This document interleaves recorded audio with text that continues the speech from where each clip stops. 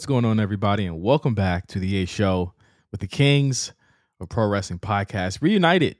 J5 here. Meelz. I am here, and I have officially. I'm one of the people now who have seen Across the Spider-Verse, so I feel like a regular human in society again. Even though I saw it 2 weeks ago, which is how long I haven't done the podcast. But I feel like a regular human. I was touched by the movie. I thought it was fantastic. I kind of want to see it again. I've seen it twice. Yeah, I kind of want to see it again. I have a day off on Thursday. I might do that. And yeah, I'm here. I'm glad to. It's been a long time. I feel like I haven't actually talked to you in quite a bit, which is weird. We usually talk. I almost feel like we should have just fucking called each other or something because we talk. Yeah.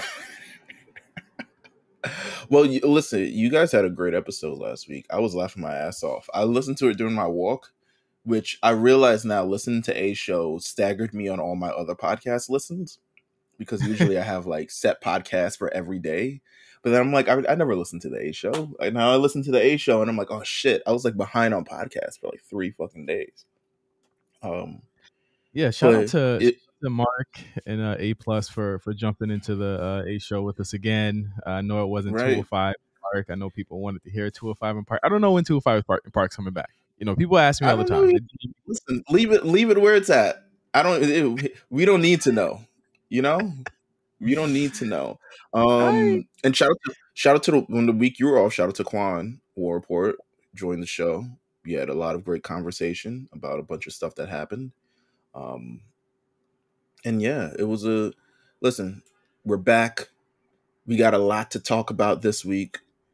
And you know what's crazy? We're at the half point of this year. 2023 is halfway over. You know what? Before we get in that conversation, I want to talk about what I really wanted to talk about. I don't know what to eat anymore. Yeah, I think I come to this issue as well. Especially, I moved to a new area in the city, right? So like I'm in a completely new area. So when I go on DoorDash, I usually like for lunch, I'll just find something new to eat around the area. And I think I'm getting a little bit more picky about that now. There's so much stuff. So I'm like, I don't cook. So pretty much everything. I was listening to Black Print and stuff when you guys was talking about, because Josh has this expensive waters, or what the fuck he drinks. Erewhon. Blacks against Erewhon is the movement. All right. He has that going on. But he said something about like essentially like the cost of groceries and the cost of eating out. It's like it's becoming very much closer to one another than we think. So I've just like succumbed to like eating out for the most of the time. Because I don't really feel like cooking. I don't want to cook. I don't even like doing my own laundry. Like I don't want these things that take up time during my day when I could be doing something else. Which is a weird way to think. But I've eaten everything, bro. I've eaten it all. Well, not at all, but like I'm eating everything that I want to eat. And I don't know if you know this, I'm a picky eater. Yeah, you're very picky. I don't think you eat shellfish. No, I don't. Go ahead.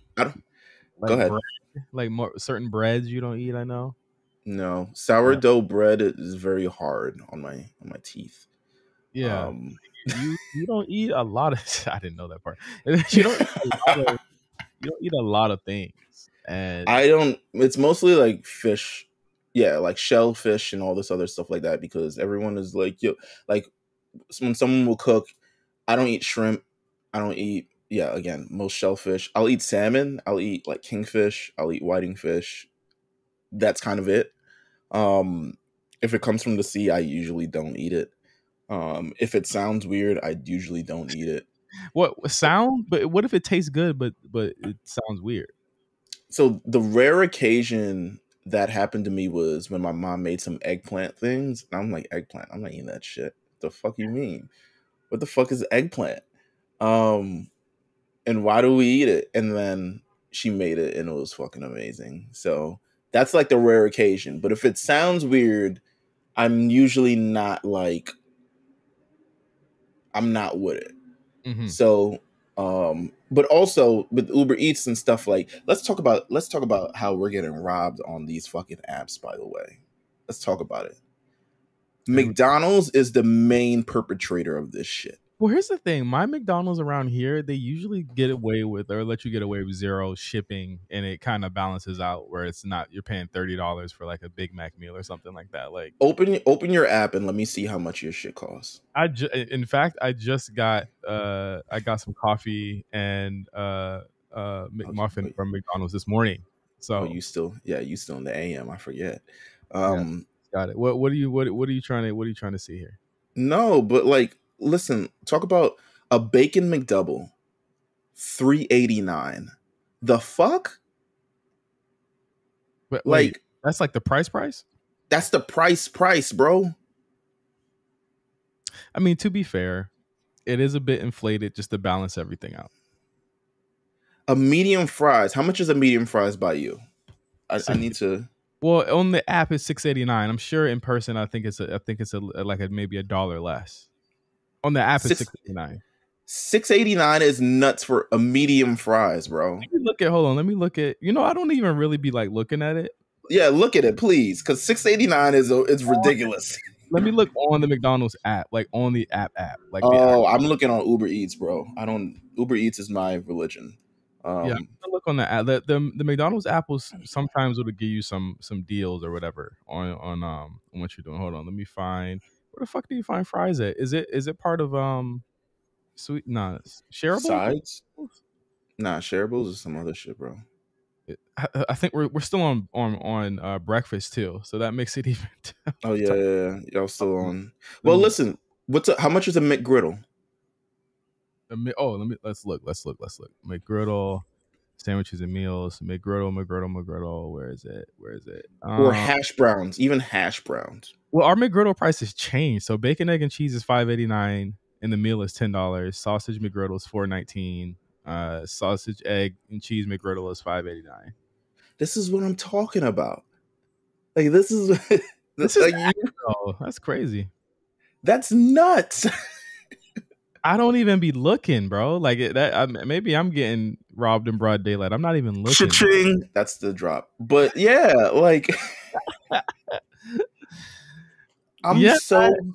But then again, like they try and give you like so many deals, and I'm putting air quotes here, to offset the actual like service fee and the delivery fee. I remember when it was raining out here, there was extra fee they added to shit. Like it was a bunch of crazy stuff that they added to it. I feel like they cut that out, at least on Uber Eats. Well, I feel as though if Joe Biden's going to get on Ticketmaster, he needs to look at the regulation for DoorDash and Postmates as well. Right? He needs to figure out the whole menu. Like it needs to be something all across. I also get Dash Pass with my credit card, so I link my my DoorDash to my Chase card, and it gives you Dash Pass for free for as long as you have the card. So I actually don't see a lot of the fees and stuff. Well, good for you. The people like us. Who is like us? You can get these things. Everyone can get these things. Justin, the people like me who are not quite black like you. We still black. Oh my god, my man! Listen, I'm all for I'm definitely all for there being regulation of these things. But I wanted to get to another topic. Okay. Did you watch The Idol? No. Listen, like I'm cool with certain things, but realistically, like Sam Levinson projects that don't include Zendaya, I'm pretty much not gonna watch. I feel like Zendaya is the Vince McMahon that kind of filters through all this shit. You know what I'm saying? So I didn't watch. But please talk about it. Talk about this show. Well, I think that it's interesting here. And The Weeknd is the opposite of Zendaya, who's like, bring it on, more filthy shit. Yes, and well, I mean, she was also bringing on the more filthy shit as well. Let's just be clear. A lot of the stuff she was producer on that season too. So like it was This is very true. definitely part of it. She was definitely what's the word? Not complacent. What's the word? Uh Might be a little complacent. that too. Yeah, that too.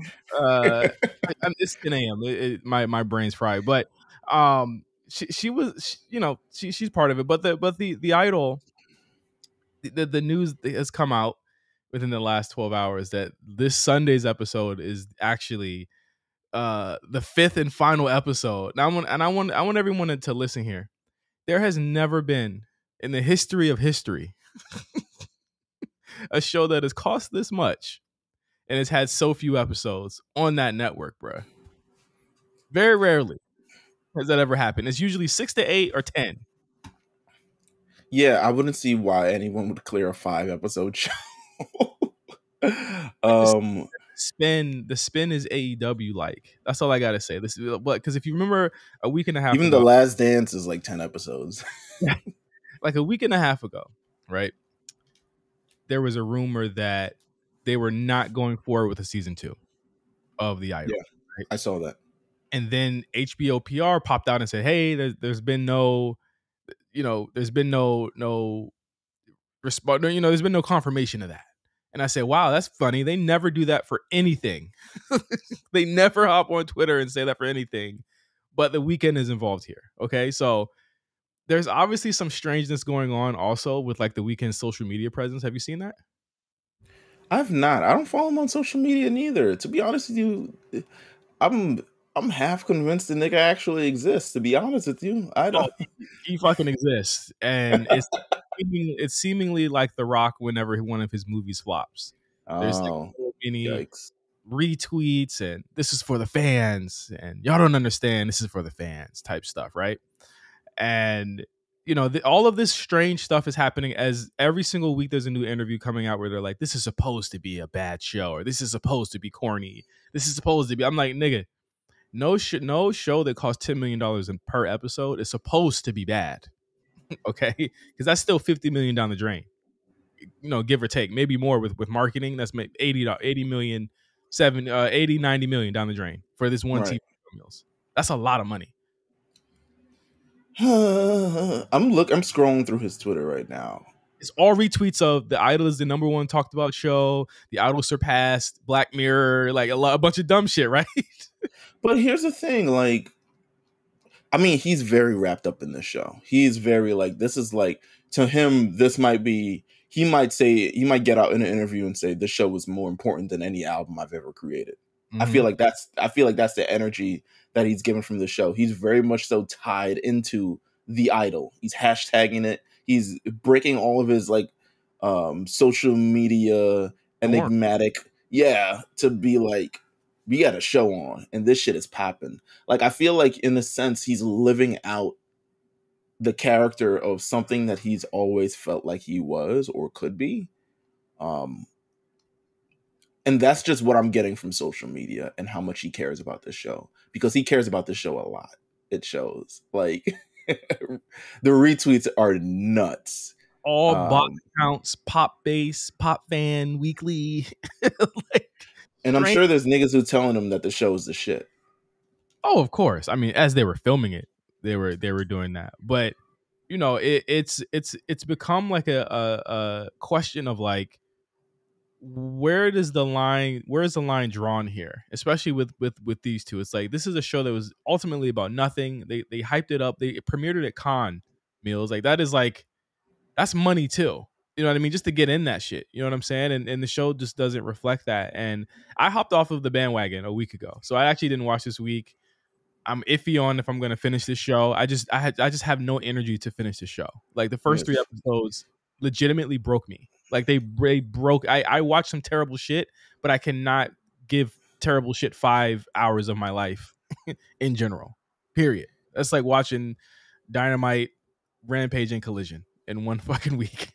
This is the equivalent to if like Carmen the Hip Opera came out in 2023. Like a massive star going in a film, coming out with a questionable as their like their first real acting role, right?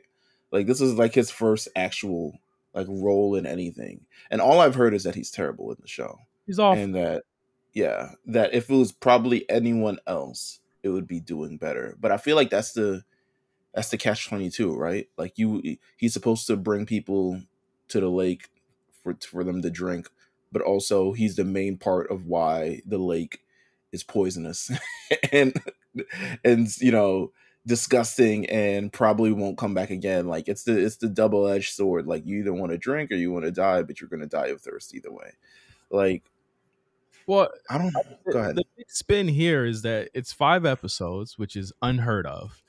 It's ending early in HBO. You know how I know it's a lie? Because HBO doesn't have any show to cover. You know, usually HBO, whenever a show like a season ends, they have another thing that pops up, right? Yeah, So that's just TV. Yeah, when Succession and Barry ended, The Idol started, then Gemstone started the week after. They don't have anything to cover this this gap in their schedule. It's just Gemstones now. they're not playing like old episodes of Insecure or something. Idol like. It's great. You know, and let me not be messy. Let me try and see what's coming up. Let me try and look for it. But wait, no. Coming up, Winning Time, August 6th. They're gonna be empty for a minute. In terms of you could play the first season of Winning Time. I watched that over. That was amazing. Yeah, see, I don't know. It's iffy. It's iffy. Maybe there was going to be a gap anyway. What is the second episode of Winning Time about? Who knows? But I just wanted to see if you watched it. I thought we could have had a very. I'm sorry. You know I'm late to everything, bro. I'm sorry. Well, yeah, you are late to a lot of things, which is usually late to it. But do you want to get into this week in wrestling really quick? We can start. You want to start with it because I think that there's some things we found out this morning about a certain show on Saturday. There's some, do you want to just do an AEW block and then just kind of go into the Yeah. So you'll hear a much more in-depth review about all things that have happened over the week of the War Report, which you can listen to every Friday, A Show Network. Also, you can get it early, patreon.com/the A Show RNC. But yeah, let's start from, I don't know, this AEW. So this is the weekend that we've been kind of like talking about for quite some time because all eyes on them. Yeah, Forbidden Door, Collision premieres, Dynamite is whatever, Punk back. This is like the perfect storm of like how everything should be happening in AEW. And quite honestly, to me, they had multiple months, weeks. If we knew in April, they knew way before that. So I feel like they had a lot of time to prepare for this kind of like this storm of like everything that's going on. And in my eyes, I feel like some people would see this past weekend maybe as a success. I mean, they're touting it was the biggest gate ever in AEW history for Forbidden Door 2. But to me, those tickets were very high, but yeah. I would imagine, yes. All tickets cost a lot. I'm sure McDonald's has now the biggest gate that they've ever had with their $4.95 fries. And WWE is doing it every week. Like the cost of, while WWE is selling out, the cost of tickets are definitely more than they used to be. However, I feel like this weekend to me, solid in some aspects, disappointing in a lot of aspects. What were the solid moments for you? And so that's from Rampage to Forbidden Door, right? That was 3 straight days of AEW programming. I mean, this is what we signed up for. The solid points to me have been them actually moving forward with a dream match and giving it somewhat of the attention. We're gonna get into the actual dream match itself, don't worry. But the idea of like, here's this match, we're going to heavily promote it, and it's not a dream match that we're saying it's a dream match. This is an actual dream match.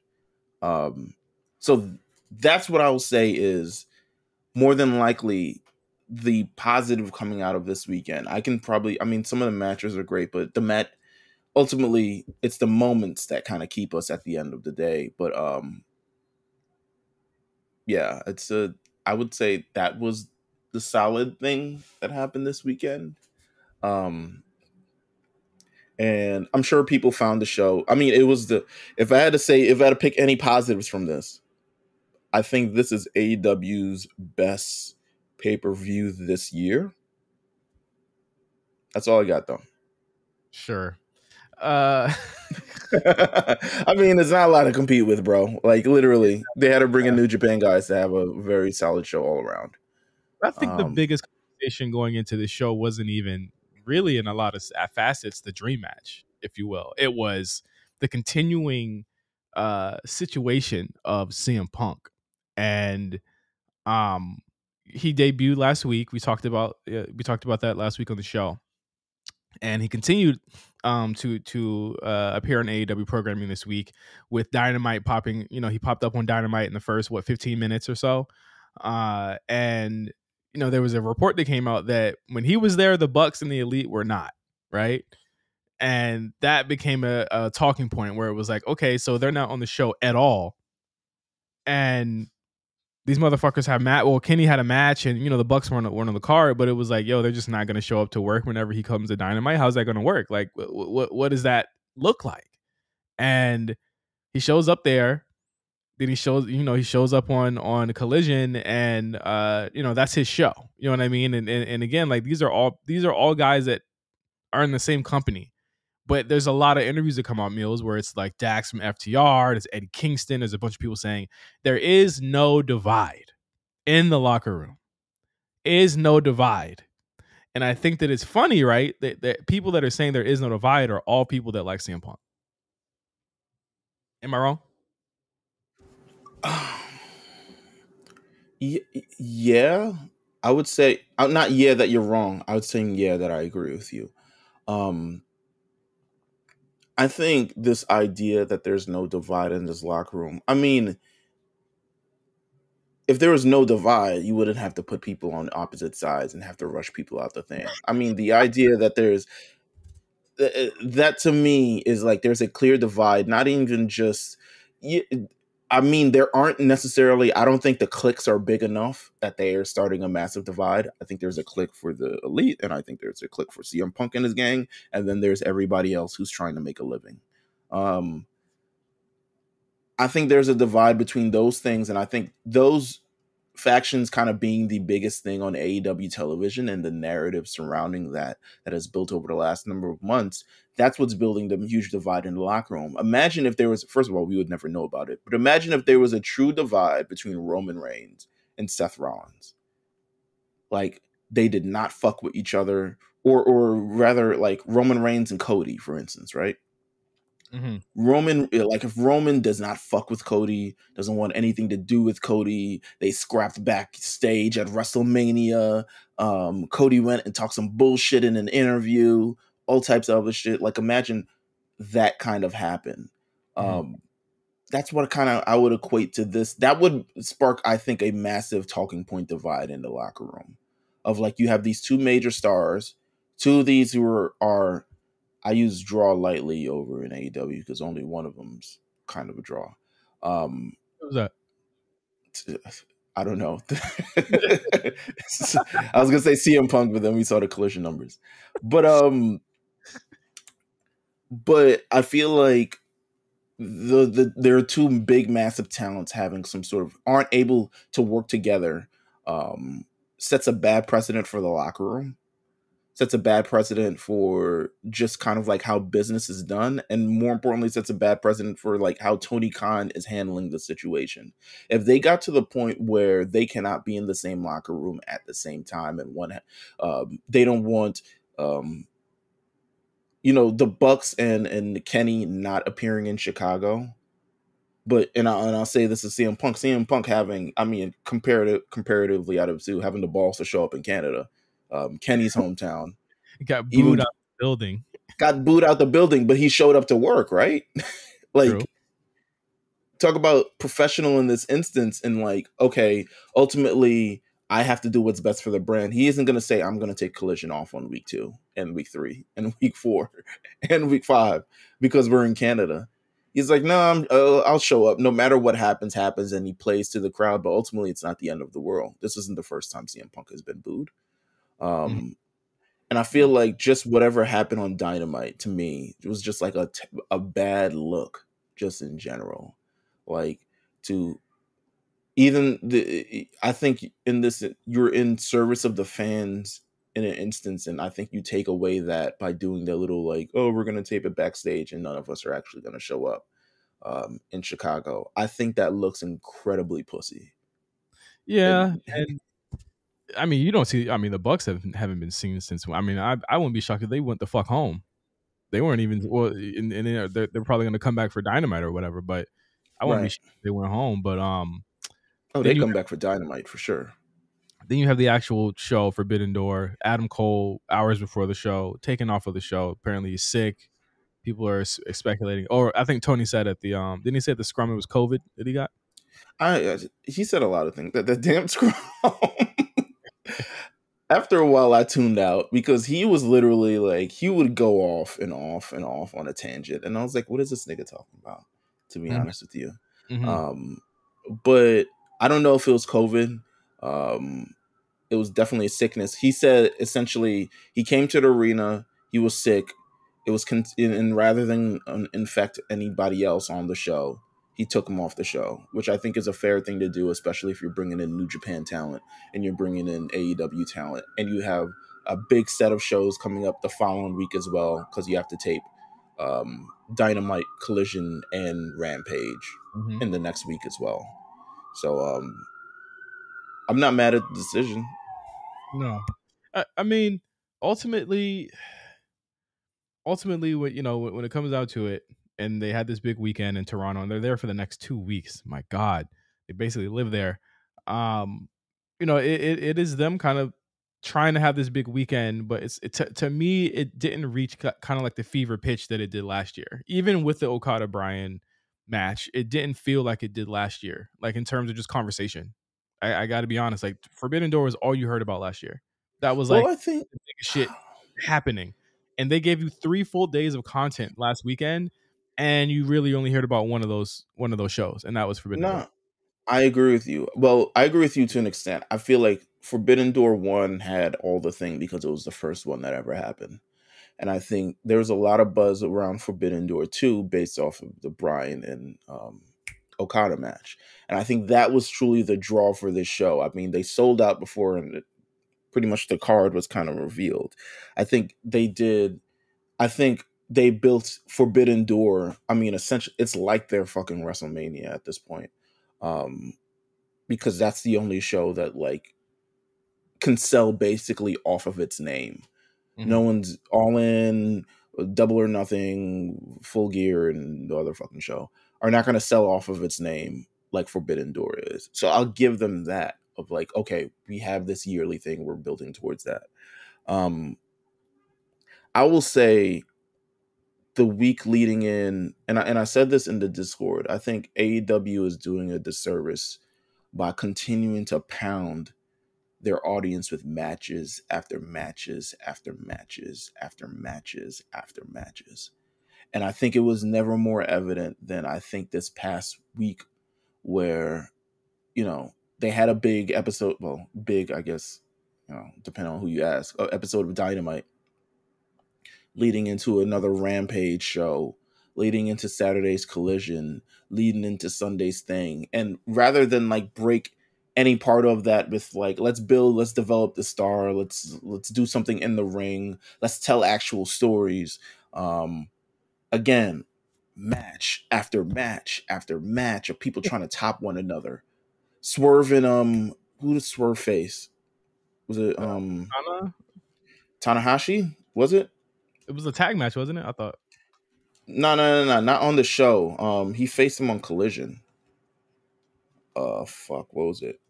Um, like, hold on, who the fuck did he face on Collision? Yeah, it was Tanahashi. Okay. Swerve versus Tanahashi. Shout out to me. For remembering that. But like that match was fantastic. But it's like that match is never going to be remembered in a sea of like everyone trying to top one another at this pay-per-view. Forbidden Door for me was, well, this weekend to me I felt like could have been handled a lot better in terms of building towards this actual show and making it feel like it's a massive show. Bro, I was literally seeing people say like this was promoted way better than last year. I was like, what? There was only like 2 matches for like 3 weeks that before the show even happened, and then a lot of the matches like literally popped up from between Wednesday to Saturday. Like all those matches started popping up. Like this wasn't a pay-per-view build at all. It was a bunch of matches, and again, like that's their fan base. But I'm like, there's no way this was built. And I didn't even think the first one was built well either. But you got to remember there was a lot of injuries and shit like that was going on last year when they tried to do that show. So they had to kind of work a lot differently. But I mean, I think even just in the build to it, like you had Ospreay come out on the not on the go home, but the week before the go home, because Kenny wasn't on the fucking show for the go home, and that's how they built up that match. It was like in America, people don't know if they're trying to get a new audience, right? People don't know the history between Ospreay and Kenny Omega, right? Like it's just when you watch the show, it's just a known thing they don't like each other. You don't know why, you don't know about the Twitter stuff, you don't know anything about that. They just don't like each other, right? And even going into this match at Forbidden Door, like, and I'll get into the show here a little bit because I only watched 2 matches, but that's the only 2 we need to talk about, to be honest with you. That's true. Like Don Callis comes out, I'm like, what is this? What the fuck? What is this? There was nothing built to that at all. Well, no, the Don Callis thing has been. I mean, it's a thing. He came out to beat him up. He came out to beat Kenny up, but on the week before that go home, right? And that was right. Don Callis betrayed Kenny. Yeah, but it's still flimsy for him to be there with Ospreay. It's like out of nowhere. Well, the thing is, like, he's tried to like bring him into his family. He's trying to start this like Callis family or whatever the fuck it is. And I guess he's trying to support Will Ospreay in kind of doing this and kind of like failed in an instance. But I thought you want to just get to the 2 matches. These 2 matches. Yeah, I mean that's the only thing I watched the Kenny Omega match, right? And I fucking the match in between the main event and that match was the fucking tag match. I walked away so fast. I said, I'll be back. I did not watch that fucking match. Bro, I'll say this. I thought that match, I mean, when you talk about the dream matches on the show and stuff like that, which is Bryan versus Okada, I thought Kenny Omega and Will Ospreay, despite it, I think, going longer than it needed to. Being overbooked. Very, very overbooked as well. I thought that was by far one of the best matches on the show. Like, the best match on the show. Like, maybe one of the best matches in AEW this year. It was brutal. It wasn't, I don't think, I think in terms of the Wrestle Kingdom match, like, where would you rank this kind of like, or where would you put this next to this match? Wrestle Kingdom match is definitely way better than this match. I gave this match 3.5 out of 5. I think if you end it at the screwdriver spot, even though I did not like the Callis thing, I felt like they just had so much more meat on the bone, so to speak. I actually think Kenny worked better in the fucking Wrestle Kingdom match than he did here, but your mileage may vary there. But I think if you did at the screwdriver spot with the finish, it's a 4.5 to me. Like, it's still a little bit under. I gave the Wrestle Kingdom match 5 stars. I really love that match. It's that match. It's that Wrestle Kingdom match, Cody Roman and Rhea Charlotte from Mania, to me that are up there, right? So, if you ended at the screwdriver spot, I think it's a much better match to me, and it's still in my top 10 at least. You know what I'm saying? But it's everything that happened after that There was the kicking out of the one winged angel at one. It At was one, yeah. all of that stuff is just like he didn't even kick out of half of that shit with Moxley a month ago.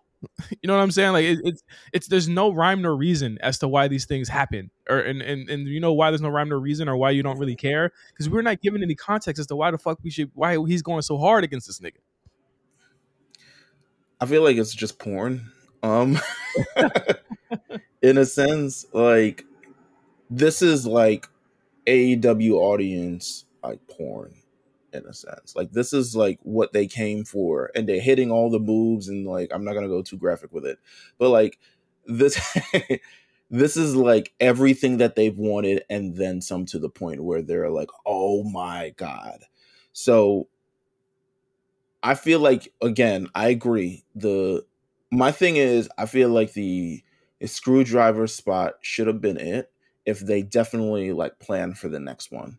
Like if the next one is happening at Wembley, then I think the screwdriver spot should have been it. And quite honestly, it could still happen at Wembley.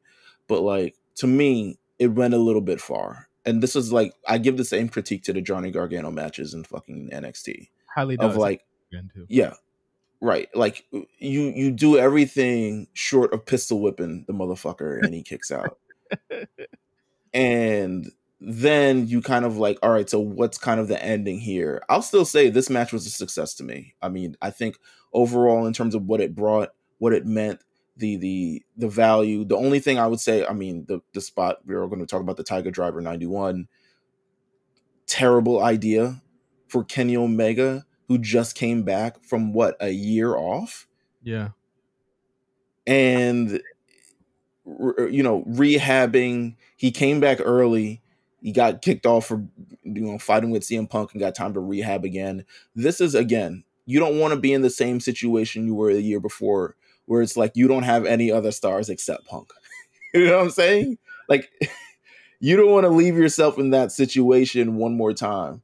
So like those kind of moves, as much as it like, and the thing is, I feel like that move was just to pop Meltzer. You know what I'm saying? Because there's no reason to do that in 2023. There's no reason to continue to shorten your own career for that kind of thing when the spot wasn't necessary. I feel like that's what I feel like is like the masturbatory fodder in this match. Like Yeah. that's why it equated to porn, because I'm like, bro, like none of this was necessary. You did this so people can, you know. Again, I won't get too graphic with it, but like it was unnecessary. Like it was, and again, that was during the part of the match where I felt like it was a little long in the tooth to me. Like you're never gonna redo like those old like Tanahashi Nakamura, Ibushi Nakamura, like those matches that they had a real. And again, I think context matters here, because in American wrestling, it's a lot different. It's a lot more physical and physicality based, and wins losses based in like Japan, in my opinion. Like when you Okada lost at the Dome, you felt that. You know what I'm saying? Because it was like he's got to come back for this, right? But here, you only if the American fans did not watch the Wrestle Kingdom match, this would be their first time seeing this, right? And yeah. they wouldn't know anything about it. Kenny's hardly defended that belt. So to me, the win actually didn't mean that much, because I mean, Kenny barely defended it. He never went back to go defend it. He was never on Strong, anything. He didn't do anything to defend that fucking belt, right? So to me, it fell flat in that sense. And I think in some ways it was a success in trying to make Will Ospreay seem like a big deal. But in a lot of ways, it buried him. To me, it buried him in a lot of ways. It took him so much to beat Kenny Omega, who is like 10 years older than him, 15 years older than him, maybe. You know what I'm saying? Like, it made him look. You could have made him, and again, I wouldn't have liked the screwdriver finish, but it still would have made him. It still would have made Kenny look strong on the way out. Now you make Kenny look like Superman in that company, and there's so many people, and you got to realize there's so many people in that company that look like that all the time, because they're always kicking out and doing crazy shit and getting up from it. It happens damn near every fucking show. You want to know? You want to know who I think got buried? You want to know who I think got buried? Who? Kazuchika Okada. Oof. Did he look strong to you coming out of that? Not really, but I feel like to me, I feel like they were prepared to go 45 minutes They couldn't have gone because 5 minutes. no, they at the end of this match they definitely couldn't have gone 45 minutes. Yeah. But I feel like they were setting up for the long time to go the distance. And I can tell by the pacing of the beginning, the first 10 minutes and the stuff in this match, they're throwing himself into the barricade and there's like holds and drops and counters and stuff like that. And it really was starting to get going. What's so interesting, I believe, is just like, we talked about this when the match was kind of like announced, right? And you brought this up. I said, this is a dream match. And you said, the first thing you said was, I'm worried about what Bryan Danielson what's going to happen to Bryan Danielson in this match. Mm-hmm. Because he's going to go so hard. And it's a little suspicious that he has not been wrestling. I mean, he has not wrestled quite frequently on the show. Essentially, he hasn't been an active competitor on the weekly shows since the MJF feud, where MJF made him go through the gauntlet, as he does make everyone go through a fucking gauntlet. So it was really concerned about Bryan. And then it was kind of sad to hear that, again, Bryan ended up injuring himself in this match. Well, not injuring himself, but elbow drop, by Okada, arm positioned weirdly, essentially fractured his forearm. Mm-hmm. And he's going to be out the next 6 to 8 weeks, which is Godspeed if he makes it to Wembley. But I wouldn't even pencil him in for Wembley, to be honest. I wouldn't even have him do that. That's my thing. I wouldn't even have him do. He is trending in a way that's really kind of dangerous, in that we saw him get back-to-back kind of debilitating injuries, but now he's breaking shit that, like, when you get like older and like you start to like, so you start breaking shit that you never broke before. Well, I feel sore in places that I've never felt sore before. And again, this is a freak accident. I'm not putting this on anyone. This is a freak accident. It could have happened to anyone. But Bryan's getting injured way too much, and they kept him on ice for months for this match, and he's injured again. And that is an issue of his durability at this point. You know what I'm saying? It's the same issue that people bring up for CM Punk, to be honest with you. And the same issue that's kept people like a Finn Balor or even Sasha Banks, Kenny Omega or Alexa Bliss, a lot of these people from being in bigger spots because they get injured. They're very injury prone. And again, this is a dangerous business. I get that. We all understand that. But with Bryan, he's been getting injured a lot more in the last year since he's been doing all these matches, right? He was supposed to face Ishii this week. I'm like, what? If he didn't get injured on Saturday, he was definitely going to get injured on Wednesday. I knew he was going to get injured on Saturday. I knew he was going to do something stupid. Like, granted, this was a freak accident, but even in terms of the match, listen, I don't care what anyone says. The lofty expectations, the lofty, hype that was put on this match, let's just call it a spade a spade. It did not live up to it. And it did not. No, it didn't. But I feel like that's because of the injury. Like, I feel like I understood what they were kind of going to go for in this match. I don't feel like the injury. I'm gonna be real. I feel like the match ended the way it was supposed to end, but it was very much a slow, plodding Okada match. They were working really safe, and that's the thing about the match that was crazy to me, Meelz. They were working so safe. They weren't even. They were not laying nothing in.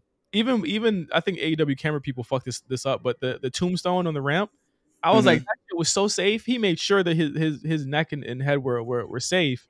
Because the thing is like when you're doing something like that, the cameraman's supposed to kind of face it where you can see see Okada's waist. You know what I'm saying? Or you can see, or as far away where you can't see. You know what I mean? Like, they fucked that whole thing. It was way too close. You could see his head not hit. But they were working so safe, and then when the injury happened, it was like, oh, okay. It didn't feel like to me that it was go home. It felt like to me it was like, okay, let's just kind of do our ending spot here and just end it. But I think that I don't know. I feel like I didn't like how Okada, he kicks out the Rainmaker.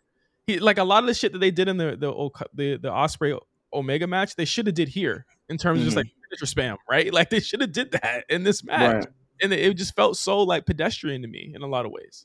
No, I agree with you. This didn't hold up to the kind of like hype, and I think everyone kind of expected it to be one way, and it's kind of sad that it happened this way, to be honest with you, because this was the match. Beyond anything, this was the match that I was looking forward to. by far, by none. Everything else, like Ospreay, Kenny, great. I was looking forward to this match because this is the first time this has ever happened. It ends up kind of like I don't want to equate it to Taker versus Goldberg, but kind of like that. Of like this dream match that happened. It takes a long time to get there. Both, well, I guess Bryan. I wouldn't say Okada. Okada still looks fucking 21 years old.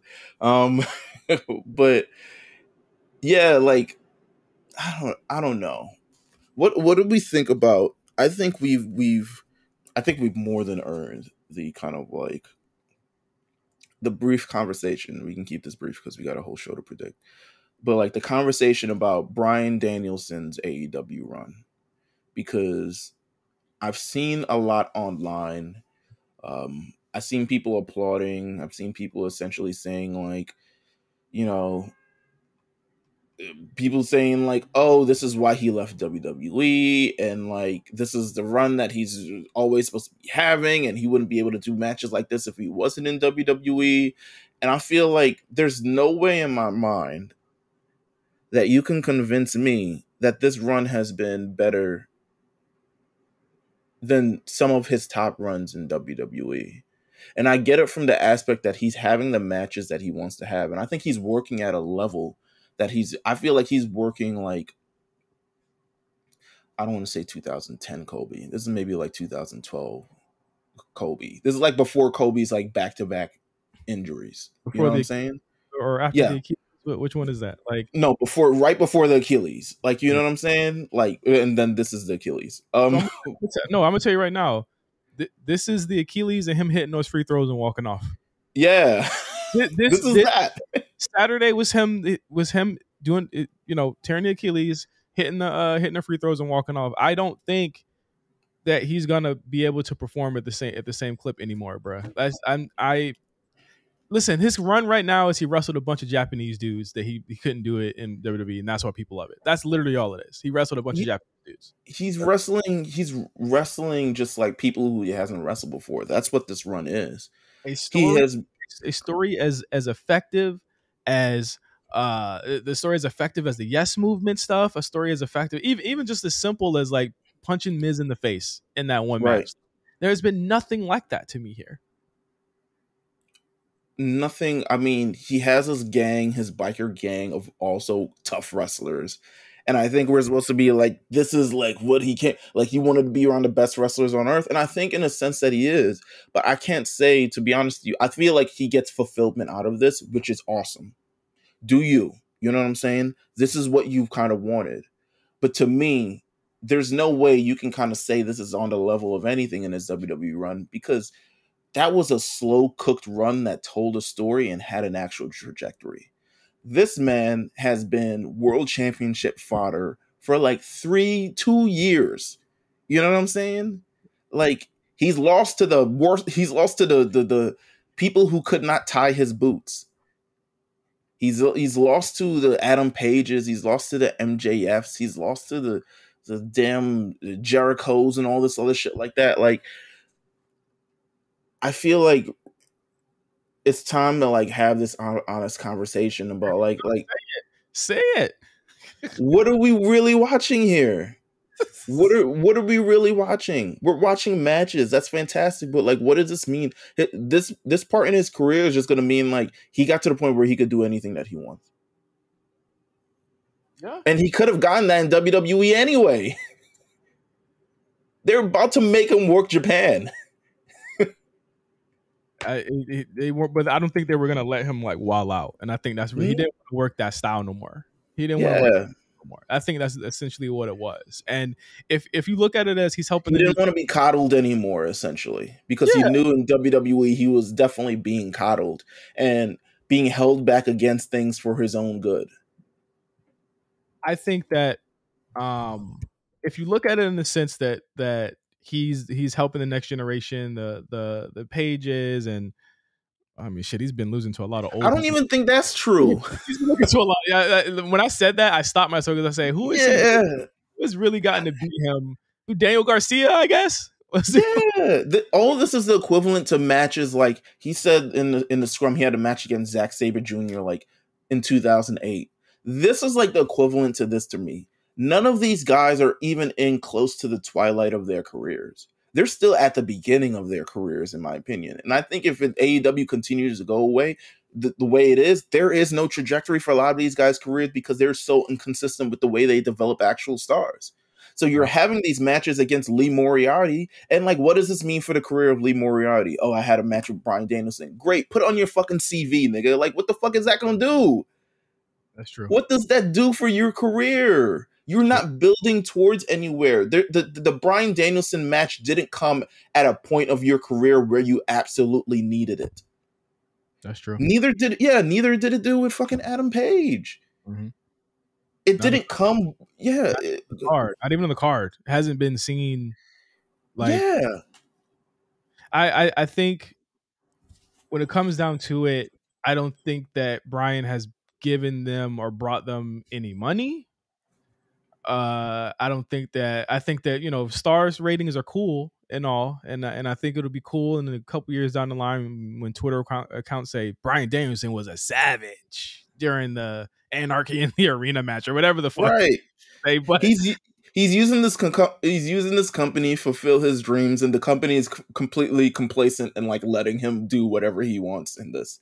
They're completely fine with being the vehicle for Bryan Danielson to have all these amazing matches, and that's kind of like what this relationship is. This relationship wasn't to build AEW to move in this direction. This relationship is so Bryan Danielson can come and have these matches that he wanted to have. And Tony Khan can say, boy, wasn't that match fucking awesome? That's what this relationship is. I think, here's my thing.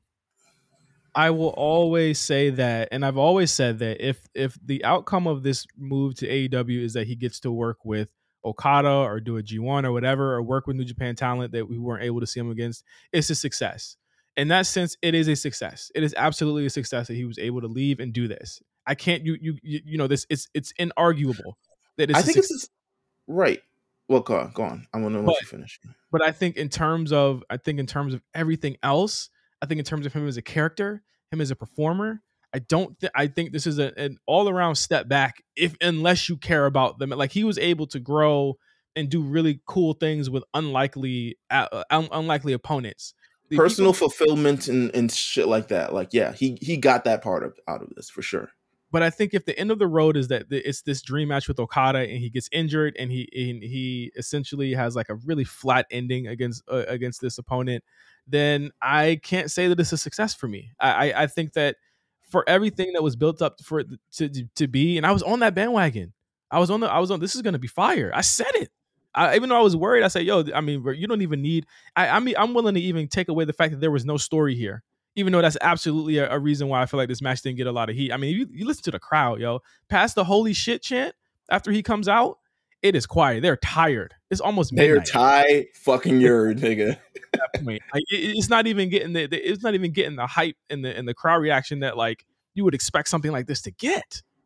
Let's just call a spade here. I think that the Danielson experiment in AEW has only led to him getting injured a lot and wrestling a lot of Japanese people, and that's it.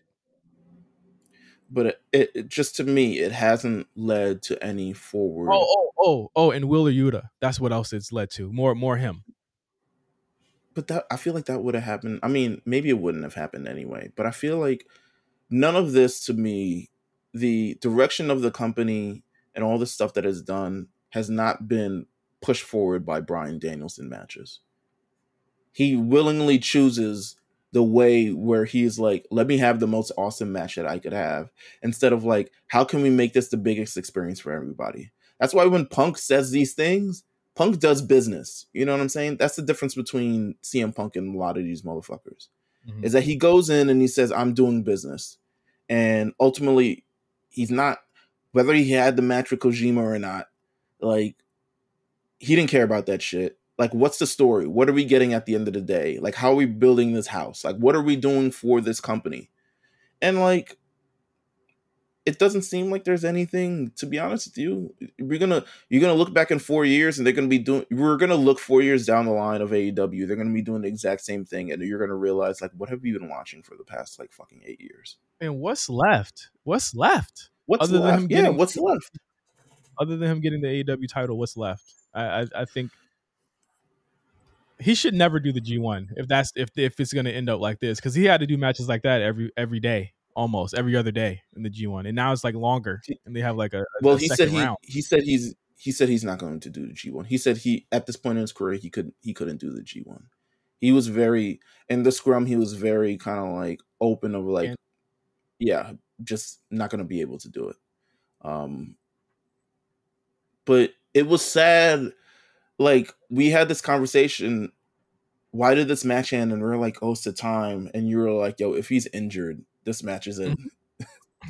It's a dud. And then he comes out with this big fucking arm brace, and I'm like, you motherfuckers. Mm-hmm.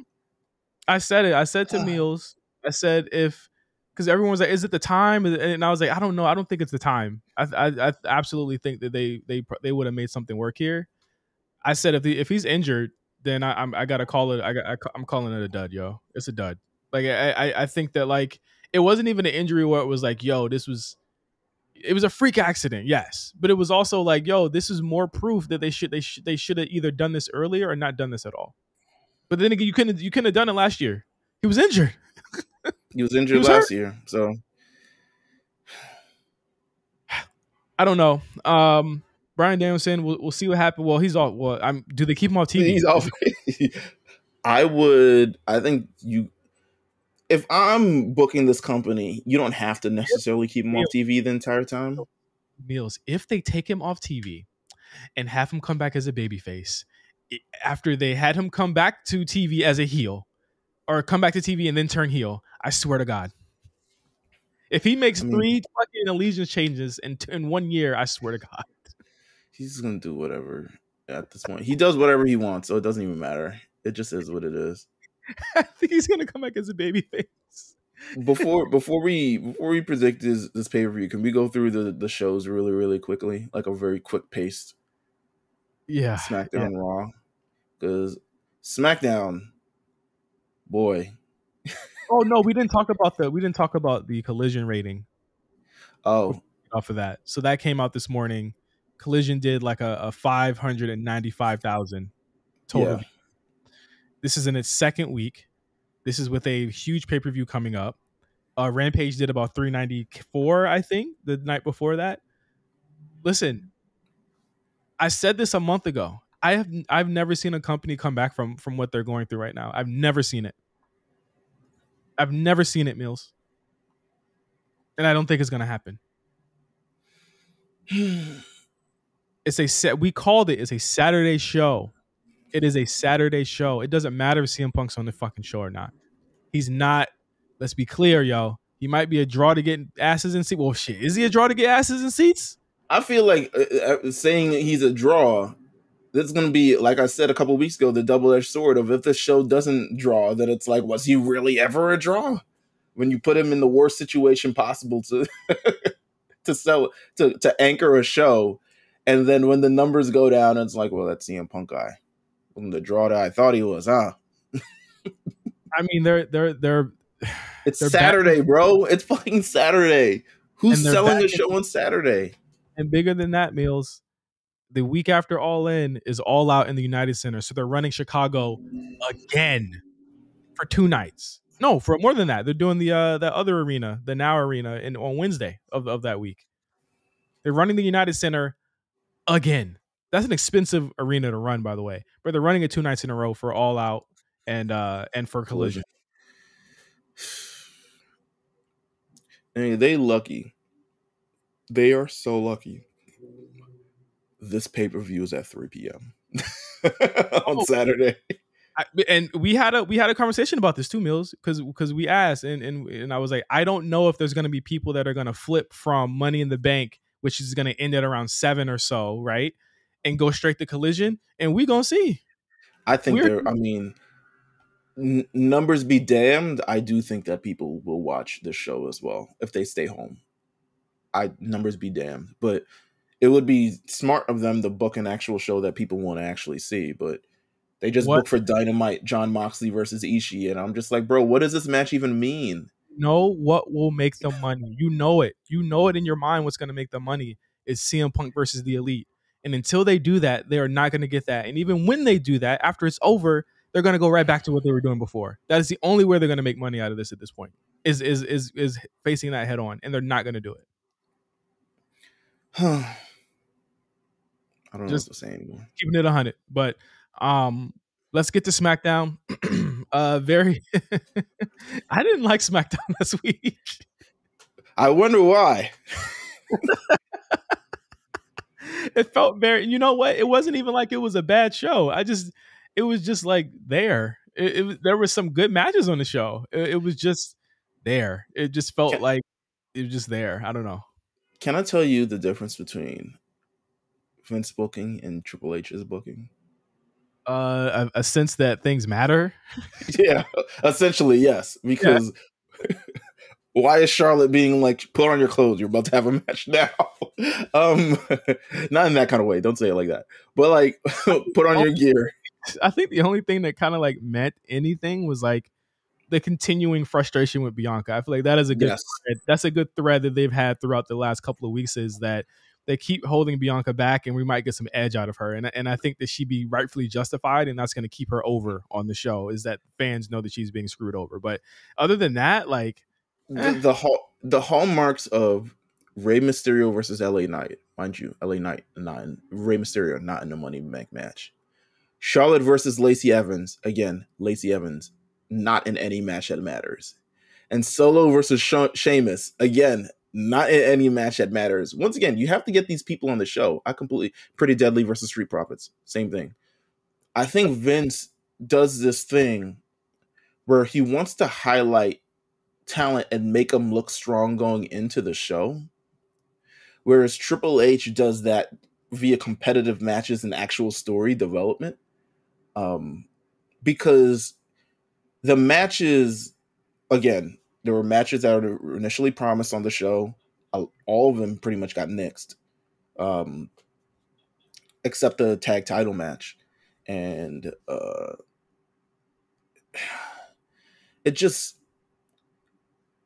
I feel like it ruined the pace and the momentum of SmackDown. What do you think? it did. I mean, you're gonna keep going. Hey, what'd you say to me? Samoan Spike. Okay, walk away. Like, what was that? It felt like it. You know what? It felt like an AEW show. It felt like an AEW show. It felt very much like random in the way team. Like it just felt like nothing. You know what else happened? Liv came back, which I thought was a cool moment. I would imagine if anything on that show was kept the same, it was probably her return. But we love Liv, so it is what it is. And that tag match, the tag match was great. The tag match was fantastic. I hate that it had to get saddled on this show because the tag match was really, really good. I think that in the end, I don't know how you feel about it. I didn't like the ending, but I did feel like the crowd got behind Isla and what's her I'm sorry. What was that? I thought you were talking about the ending of SmackDown. Oh no! I meant the tag match. I did feel as though the fans were getting behind Isla and Alba toward the end of that match. I thought that they did a great job. I think that they've been positioned to look very, very great in that division. But to your point, to the ending, no, I didn't like it either. And I need people to stop doing. And I don't know how you feel about this. Why do people think that there's going to be a Uso swerve? Why do people hate Vince Russo booking but want Vince Russo booking at the same time? Yeah, I don't know why I think people are convinced that everything is a work. Even to the extent people think this Punk and Elite shit is a work, by the way, too. But no, I don't like that terrible booking at all. One, I think the promo that they cut at the beginning of the show should have been at the end of the show. Yeah, that should have been it. I think if you're building, when you see success with a proven format, you stick with that. You could have still had Solo come out anyway. Solo's like, I'm about to end these niggas or something like that. You still could have, and I feel like you would have said that verbatim. But you still could have had that in that moment. But I don't think you needed the plotting. No offense to Sheamus, but you're not a factor on this show. So it's like, yeah, I don't know. I thought, like you said, there's a few bright points in the show. Liv's return, women's tag team title match, Asuka doing Asuka things. Hilarious. They don't respect Lacey in that locker room. She hit the. No. I said, God damn. Listen, man. Send her a rampage. Oscar having a blast, yo. She's just having so much fun. And then we get the Raw, which I thought was a really good go home show. I thought it was great.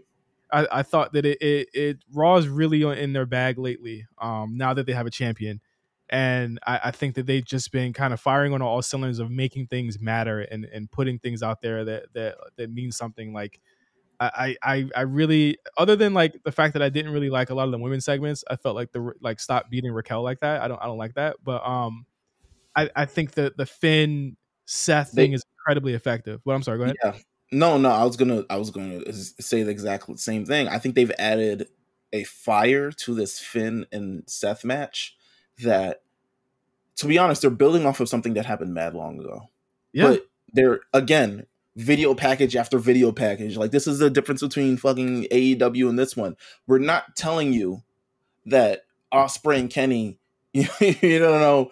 We're not telling you should. This match is awesome because of the, because we're telling you it's awesome. They're showing you why these things are happening. They're giving you the promos. They're giving you the backstory. There's a lot to. They're showing you how it has festered in Finn Balor for 7 years, and maybe it hasn't led to the type of career that or in the trajectory that he's wanted to, and he's fucking mad about that shit. Yeah, I like the video package. I like the frustration. I like even weaving NXT. Can we talk about how great the NXT inclusion has been for the past couple weeks? Listen, Carmelo Hayes has been on our wishy-washy list for a couple months. Yeah. He showed up this week. Absolutely. And he looked like he belonged. I will say that.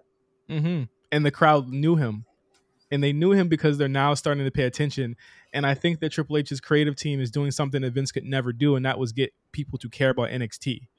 And because other than an NXT chant, you know what I'm saying? Putting them on the show, they absolutely should be on the show. They absolutely should be treated as a third brand, but not a brand that can beat people yet. And that's why I saw a lot of people. I saw a couple people be mad that Melo lost the night before. I'm like, come on, it's Finn Balor. Like this, he would have beat him on regular NXT too. And then you had Seth Rollins versus Braun Breaker, which got the highest ratings of anything in NXT since like 2020. Yeah, pretty much. Like it's showing that people are starting to pay attention to this stuff.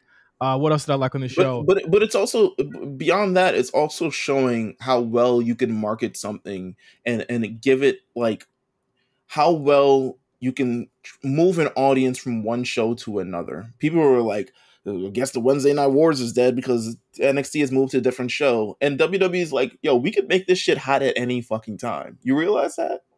Like, and with anyone. You're right. And they took week after week to build this up, this continuity, this synergy between the show. People talk about, the draft and how, they're ruining the sanctity of the draft by SmackDown guys appearing on Raw and Raw appearing on SmackDown. People have not talked about how effective it has been for fucking NXT. And now that people are paying attention to the show again, and now there's a drive and an actual energy surrounding the show once more. And then you're still trying to get people to figure out what the fuck is on Rampage. and again, it's just little stuff. It's the little things, the little tweaks that they needed to make. And I don't think we've been this glowing about anything in this company like this in a while. Especially not the least of it being Raw, which like, could barely keep our attention most weeks. But like this week, right. I was fully on. You open with and one more thing to the Finn thing, the Judgment Day stuff, the fact that Damian should be a little bit annoyed at Dom ruining the main event for him. You know what I'm saying? Like that weaving in of that story. I'm interested in seeing where that goes from here as well. Like I think that the Finn Damian issues are gonna kind of grow a lot more in the coming weeks as well, and I think that they're kind of weaving it. Even the Becky Rhea stuff. Come on, man. There's a lot of. And you still got the looming thing in the background of JD McDonough. You know what I'm saying? Yeah. It's still there. They haven't like thing back to it yet, but I feel like it's still there, and I feel like actually after this pay-per-view, we're gonna see a lot more of it. I feel like we're heading towards the Judgment Day Civil War. Yeah, essentially. And I'm not sure if it's happening at SummerSlam, but I can see it happening. I could see Finn versus Priest at SummerSlam if they wanted to, like. really push it.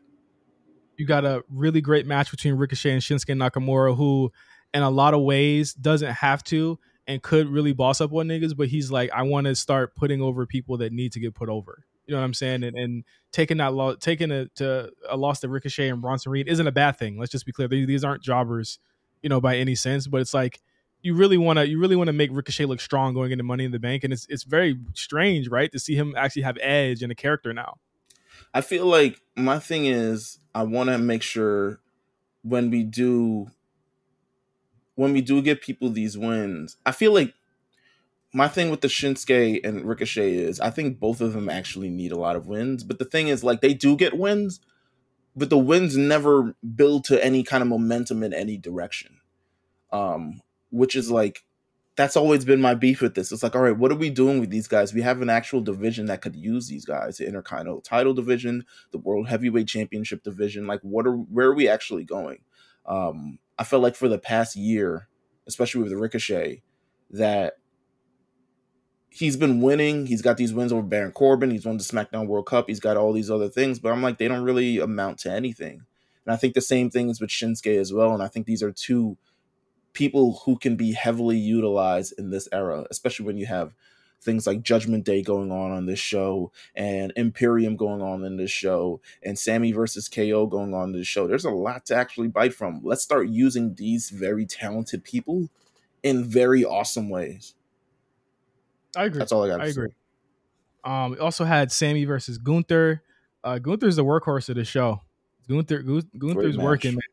And it was a great match. And again, you're starting to see that old NXT Sammy come back. Like that babyface Sammy is something that we've been missing for a while. And I like that Gunther had to struggle to beat him. I thought that was really like that kick out that he had.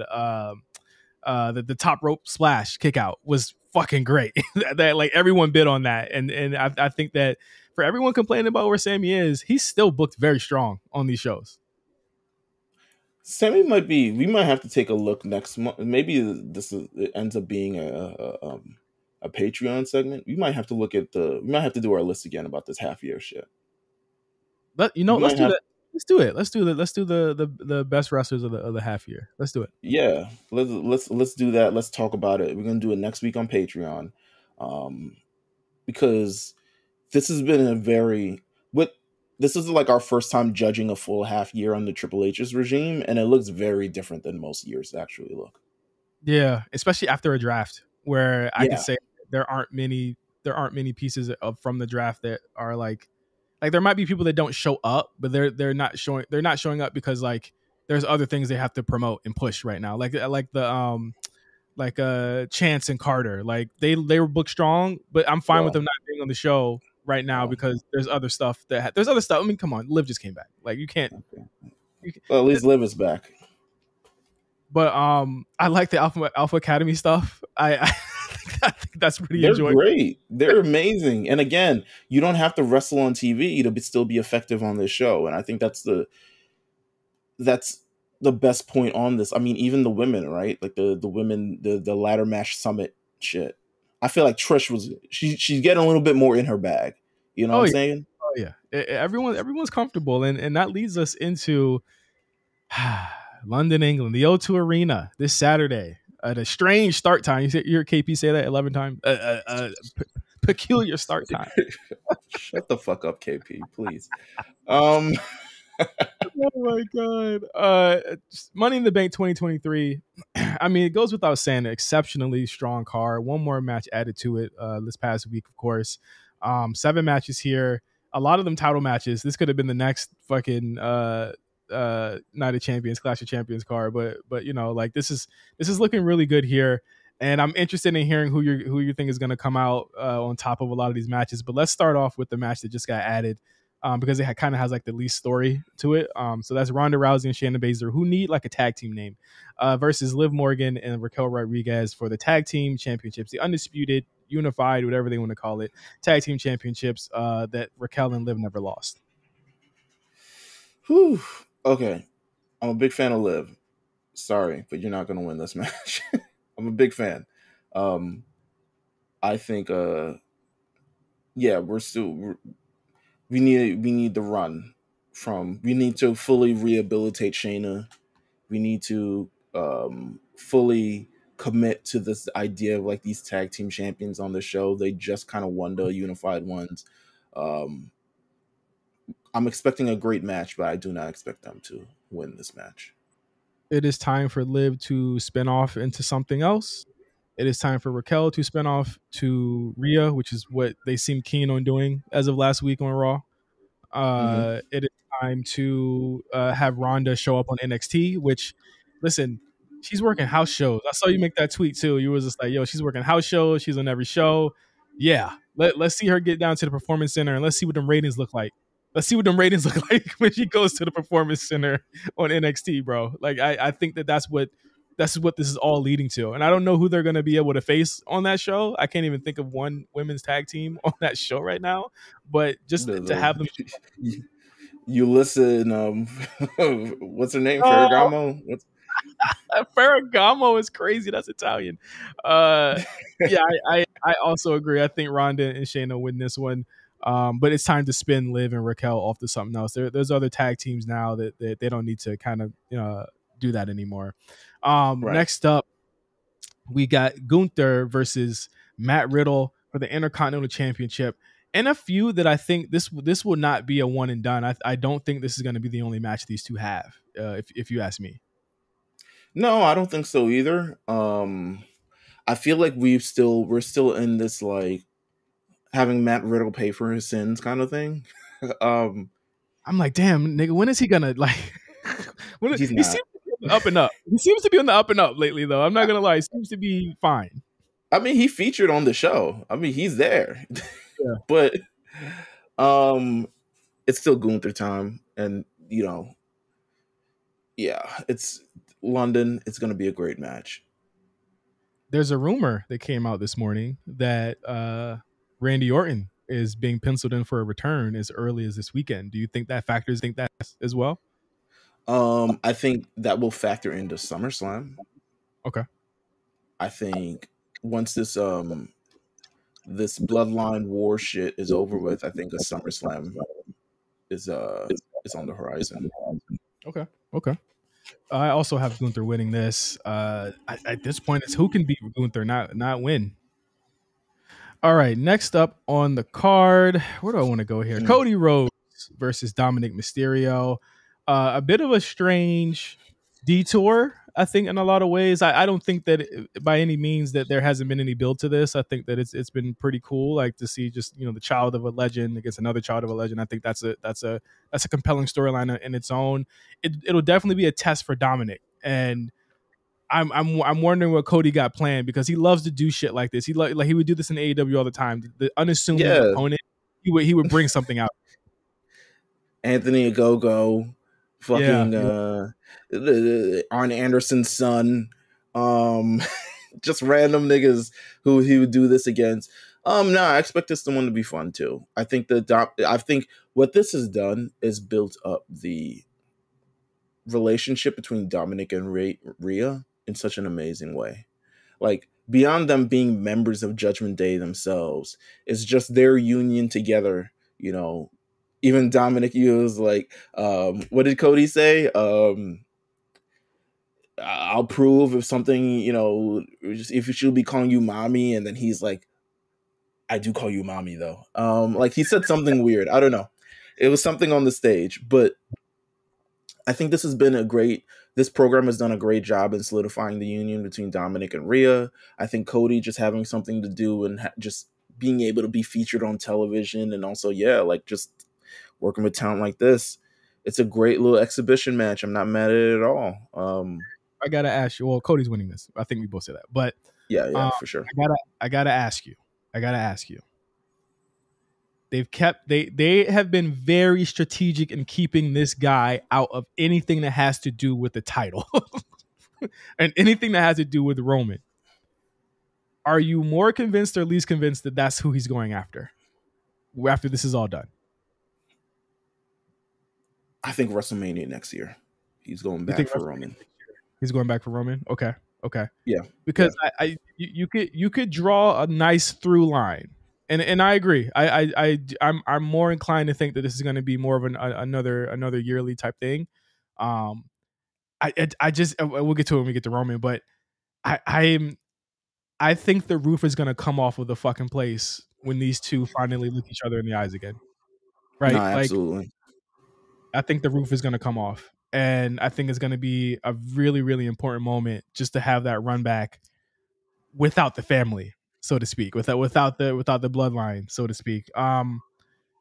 Yeah, so I don't know. We'll see. We'll see. Do you think that the bloodline thing is going to main event? It's got to, right? It has to. Yeah, no, yeah. It's Okay, well, let's get to the Money in the Bank matches then. Oh no, we got one more here. Seth freaking Rollins versus Finn Balor for the World Heavyweight Championship. Fantastic defense for Seth Rollins here. I think they got a chance to. These two have so much really good chemistry. I think the fact that the roles are kind of reversed and they're gonna go for the callbacks again. I know they did the buckle bomb callback a couple weeks ago, I think. Um, but I think that there's so much ferocity with Finn Balor here that we could get a potentially great match that doesn't have anything to do and doesn't look like anything else that they've done before, because we've seen this before, but not like this. I feel like Seth is gonna get himself DQ'd. Wow. Okay. I feel like this goes in this SummerSlam, which would be a nice little callback in itself too. Oh, If they choose not to go, if they choose not to go with the Damian Priest kind of thing, right. but um, I'm seeing a way in how this feud kind of furthers along, and I don't think they pivot hard post this match, Mm-mm. um, especially since Cody's locked up with Brock. Seems like Finn's KO and Sammy. Finn's kind of Go like ahead. the top. Finn's kind of like the top 1-2 heel on the show too. I mean, yeah. I mean, Judgment Day has been kicking ass the entire year for this moment right here, so they might as well get as much as they could out of it. Mm-hmm. Um, I will say though, I mean, there was definitely a tweet about should this be another long reign? Like, how long does Seth need to hold this title? And I'm not convinced. I want this to be another super year long reign again. I think I don't want the world championship to be caught up. I would love there to be a pulse. I would love there to continue to be make new guys. I would love there to be some sort of like, you know, current flowing through this title thing. So I'm going to say Seth Rollins retains here, but I do think at some point, if they continue this program, Finn Balor will win the world championship. I think that would you be against them doing the run back at SummerSlam, the triple threat at Payback, and then Finn win it down the line? I think Finn is going to win at some point. I feel Mm. like Triple H is his style is like, all right, so what babyface is gonna come and grab this belt? Um, I don't know though. I feel like Finn. We're going towards Finn winning this eventually, but I don't think he wins it at this pay per view. I got something really interesting for you. A good Okay. interesting outcome, but it's gonna go into this next match. Ricochet versus Shinsuke Nakamura versus LA Knight versus Santos Escobar versus Butch versus Damian Priest versus Logan Paul. Money in the Bank ladder match. Listen, this is a great field. I think both matches is a great field of I the think it talent is. of the talent that they want to push, the talent that is coming up that they want to eventually get there at one point, and people who've just been long overdue to be in that position in Logan Paul. Um, what if Damian Priest wins it? Says I'm not gonna cash it in because I'm not a pussy. Tries to says I want you at Payback, and then Finn says fuck that. I want my rematch because I didn't lose, or some shit happens, and that's how you get there. And that's why you dissolve the briefcase without the bullshit. I don't want them to dissolve the briefcase. I just don't want it to be an albatross on someone for that long. I feel like it's part of the story though. Like I feel like Finn Balor going for the world championship, he may or may not win it. And if Damian Priest is lurking somewhere behind him, you know what I'm saying? Like I feel like this is the like Sammy should have won it last year kind of like vibe that I got. Like if Sammy had won Money in the Bank, does he cash it in on Roman? How did we get there? You know what I'm saying? I feel like you can tell a story with that. Um, Let me ask you a question before we say who actually wins this match. Who do you think would benefit the most from winning this, though?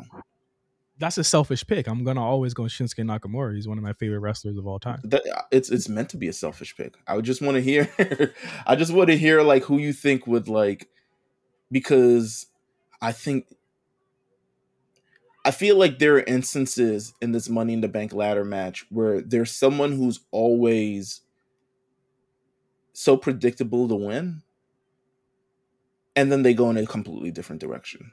Who's the predictable pick for you right now, though? I can't see a predictable pick. I'm not calling LA Knight the predictable pick. No, I'm not calling LA Knight. I don't think LA Knight should win this match. As much as y'all love the flavor of the week, which is LA Knight, and I don't hate LA Knight either, and I don't think but I feel like,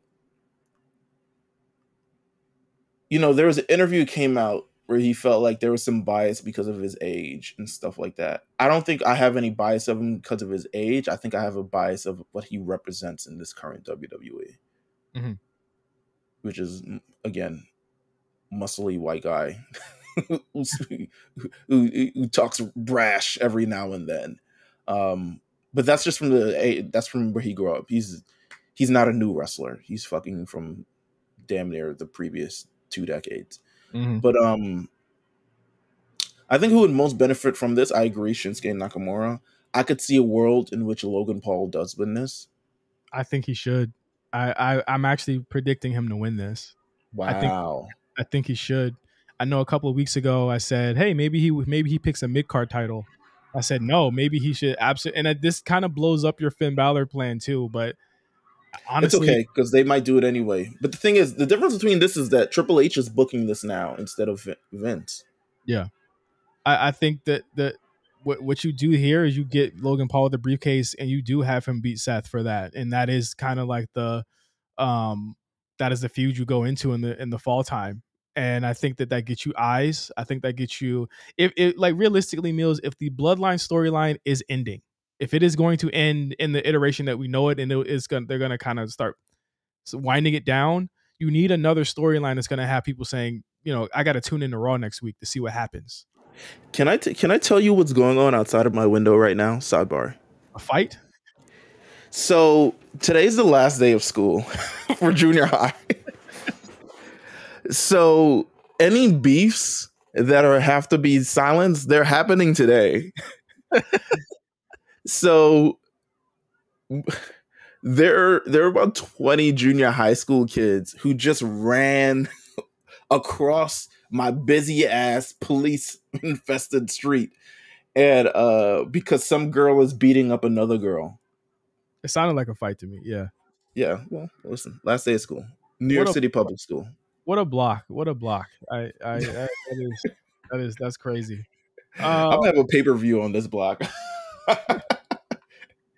I think you got to give it to Logan, to me, if they're thinking long term. But again, I mean, this is all about long term. But if you're thinking like Seth could show up on Impulsive and beat him up, and you know what I'm saying, like there's so many ways you could do this, just in terms of getting eyes on the product after the Roman Reigns thing.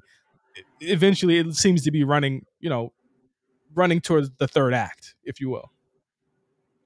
Do you think Logan Paul could be a credible world champion? Like, if he wins this, what does this do for the world championship? Do we get to the point now where we fully accept him, like, okay, he's the world champion, instead of it being like in the David Arquette kind of like... This could never be David Arquette because he's already surpassed David Arquette in every way possible. And that's why I can't call it that. He's surpassed him in every way possible. From promos, and David Arquette's a nice guy, okay? But just as far as everything, matches, he's gone 20 minutes with Seth Rollins.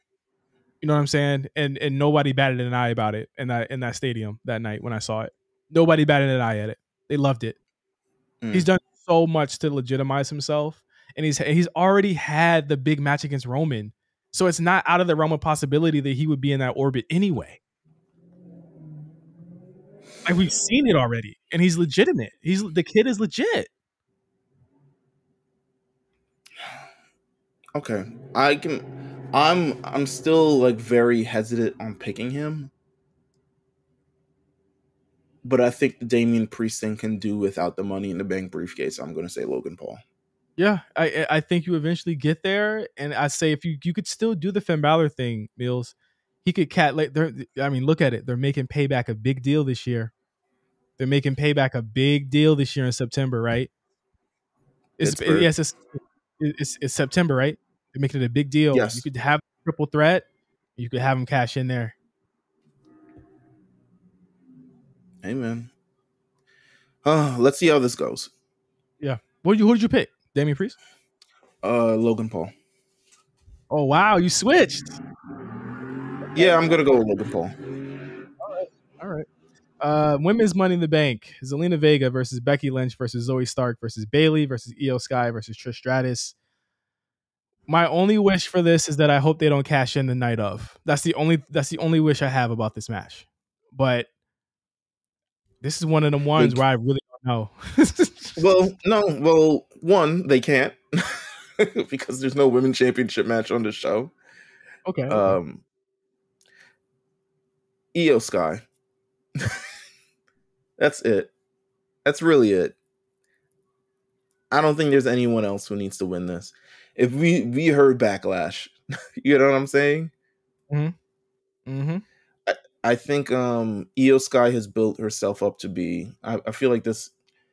It's just Io Sky. She could There's no other victor to me. She could be a very credible baby face, and a baby face that doesn't even have to cut promos to be over. And that's very rare.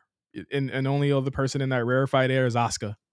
You know what I'm saying? Like it's very rare that you see that. And if you wanna rock out with it, Asuka and Io is a money match that I think people would really. I could very well see this becoming a problem between Bianca, Charlotte, and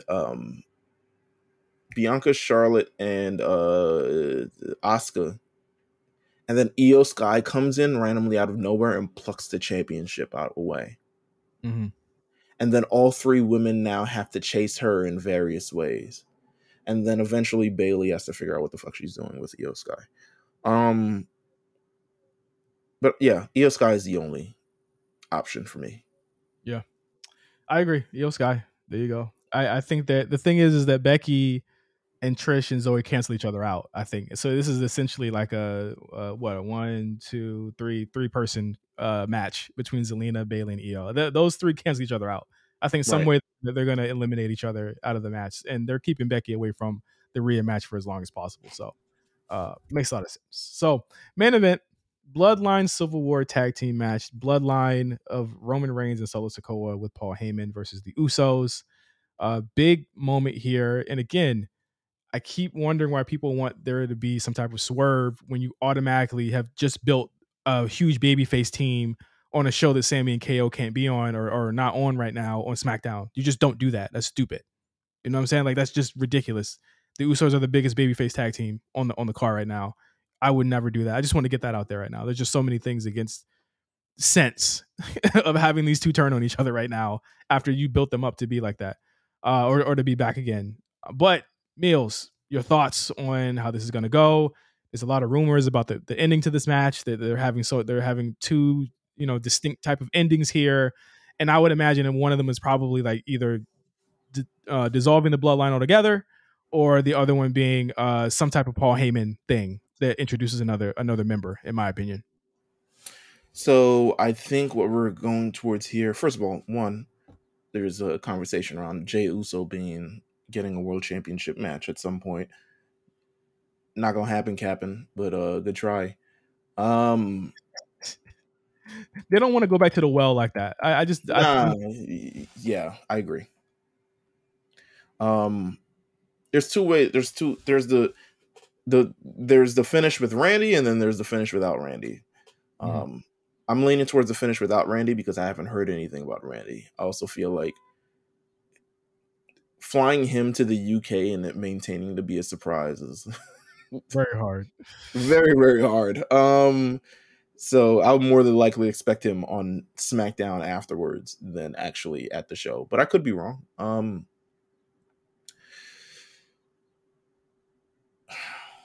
So you're thinking Randy would go to SmackDown so they could have the Roman match at SummerSlam?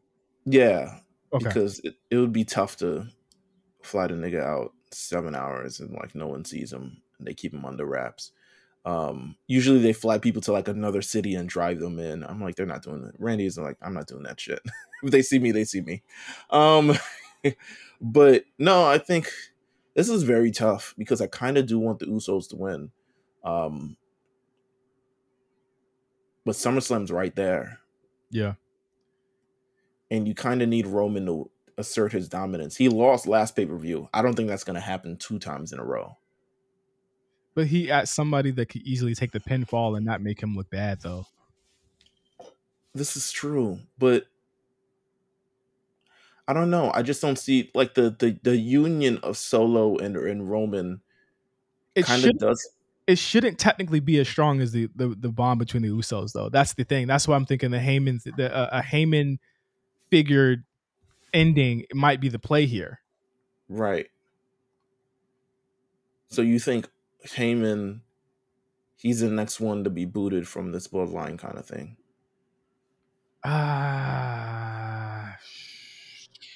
Not booted, but I think he's going to make a play. I don't think he's going to be booted. He'll be the last person to go if there's anybody else to go. But there's a reason why Jay and Jimmy keep bringing him up. You know what I'm saying? Like that is that's the next shoe to drop in terms of like loyalty there. Because Is there a Brock thing that's going on? Oh my God, if they did Brock and Roman as a tag team. No, not like a tag team, but like Heyman is he's seeing the bloodline crumble. He's seeing all these cracks in it. Oh, he jumps to somebody else. And he's like, I'm getting out. Because that's essentially what happened with him and Roman, right? Like, Brock was out. Brock had lost the world championship at WrestleMania. Brock was nowhere to kind of be found. And he lashed himself onto Roman Reigns. Mm-hmm. And I could see him still, you talk about that. First of all, we've never talked about that Paul Heyman fucking podcast, which is amazing. It was great. And to your point, I was going to say, Heyman says he only works with like 3 people. So like if he's not working with Roman or Brock or Ronda, he's out. You know what I'm saying? He's not going to be on TV. It's in his contract. It's tough. I'm saying Roman. I'm saying Roman and Solo. If I had a gun to my head type of thing, I think the money is on Roman and Solo. Do we see a situation with Solo where he starts to learn the psychotic gaslighting, or he says, "Don't hit me, I'm your brother, don't do it," and that's what like leads them to lose? I feel like it's definitely possible, but I don't think it happens now. I feel like that's a weeks long preparing of that kind of thing. Yeah. Either way, I am sports entertained. Again, they have managed to put these characters in their own stratosphere to a point where you forget that SmackDown doesn't have a world champion that defends his belt. Funny. Yeah, you kind of forget about that aspect. And again, SmackDown doesn't have anybody right now that is ready to do that at all. So, it is what it is there. But essentially, I would love for Roman to kind of hold on to the title. I'm sorry. I know people don't like that, but I would love to see Seth and Roman go at it at Survivor Series if they're going to do champion versus champion again. But unless they're still going to do War Games. But I'll go ahead and say Roman and Solo here, but it's going to be how long of cinema you think we're getting? 25 minutes this time, or I don't know. It's Peacock. They can really do whatever they want at this point. I think the O2 is going to be on fire for this. The O2 is going to be on fire for the whole show, but they're going to be on fire for this in particular for sure. I'm looking forward to this. This is going to be a great show. It's going to be great. It airs this Saturday, 3 p.m. Eastern, 12 p.m. Pacific. I'll be there. We'll be watching. If you're in our Discord, you already know how we get down on these days. If you're not in our Discord, make sure that you sign up for our Patreon for that, of course. It's so much, so worth it. The pay-per-view days are always the funniest days on the Discord. So much stuff popping off. You could get on there. It'd be like 600 messages that you've missed already just from people posting. So make sure you get on that. If you haven't, new episode of the War Report's coming up. Quan and Cyrus will most likely have a lot to say about the happenings with AEW as they kind of try and figure out their footing going into a very crucial fall for them, with All Out and All In happening. And yeah, well, next week we'll have the outcome in the fallout from Money in the Bank as we move forward into SummerSlam with the WWE, and we'll be sure to keep you guys informed with everything else that's happening with wrestling. So for Meelz, I am Justin. Thank you guys for listening to the A Show. We'll see you guys next week. Peace.